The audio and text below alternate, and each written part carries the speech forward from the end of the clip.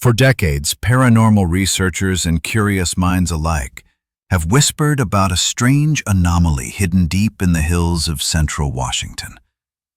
A bottomless pit, said to swallow anything tossed into it and exhibit properties far beyond natural understanding.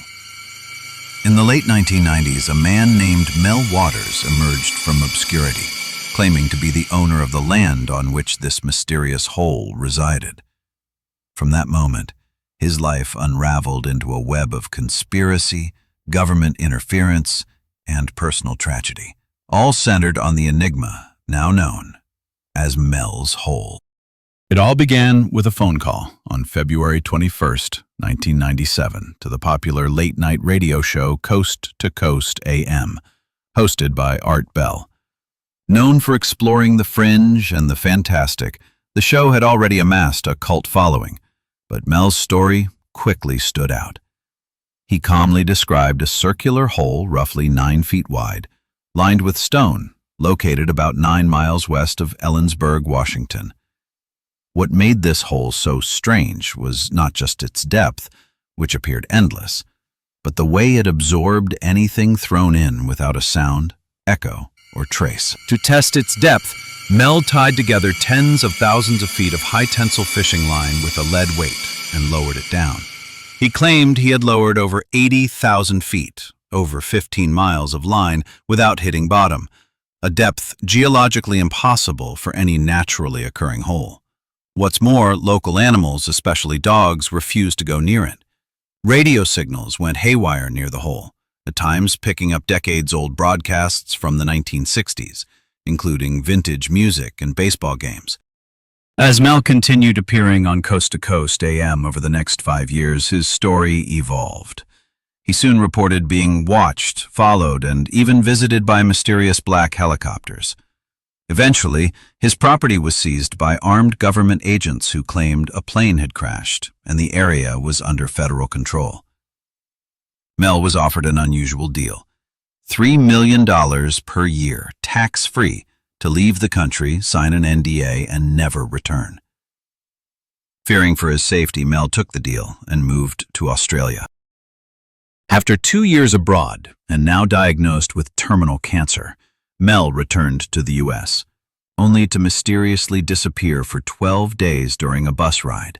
When he awoke in San Francisco, he had no memory of what happened: needle marks on his arm, missing teeth, and all of his money had vanished. Even more bizarre, a follow-up medical exam revealed that his cancer was completely gone. Shortly afterward, a Native American tribe in Nevada contacted Mel. They claimed to have a similar pit on tribal land known only to them and a group of Basque sheep herders. Mel investigated and confirmed the second hole matched the first in many ways, except this one had a metal collar with rings descending into darkness. The air around it felt dense and electrically charged. Experiments ensued. Buckets of ice lowered into the pit returned as solid, salt-like substances that caught fire and burned for months.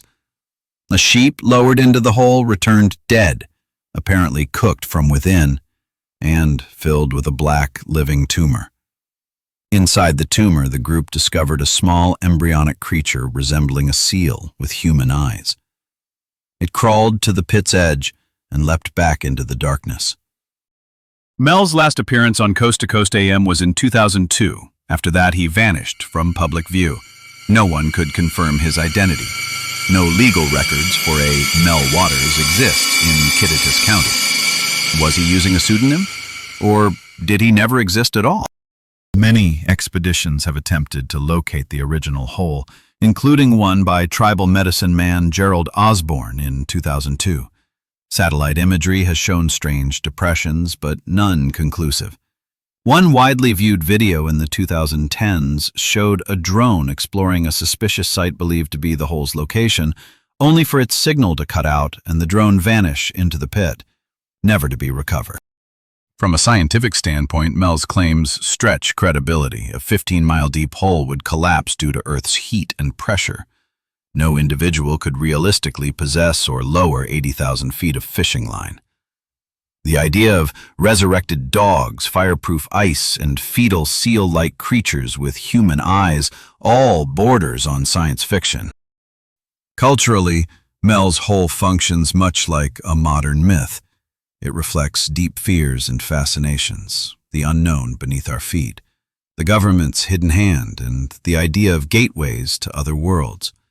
Similar tales date back thousands of years, from the plutonium in ancient Hierapolis to Hauska Castle in the Czech Republic. Mel's Hole fits into this lineage of sacred voids that represent both mystery and danger. There's one puzzling fact that continues to fuel believers. Skeptics claim Mel based his story on a blacked-out satellite image on TerraServer, implying he used that to manufacture credibility. But TerraServer didn't launch until 6 months after Mel's first radio call. So how could he have known in advance that the area would later appear censored? Mel's Hole is either an extraordinary hoax, a misunderstood phenomenon, or a suppressed truth. Whether Mel Waters was real, a storyteller, or a victim, his tale remains one of the most compelling and bizarre pieces of modern folklore. It's likely we'll never find the original site, and even less likely we'll ever verify what really happened. But perhaps that's not the point. The story endures not because it is provable, but because it is possible. And in an age increasingly dominated by cold facts and hard data, tales like Mel's Hole serve as reminders that some mysteries are worth keeping alive, if only to inspire curiosity about the limits of reality.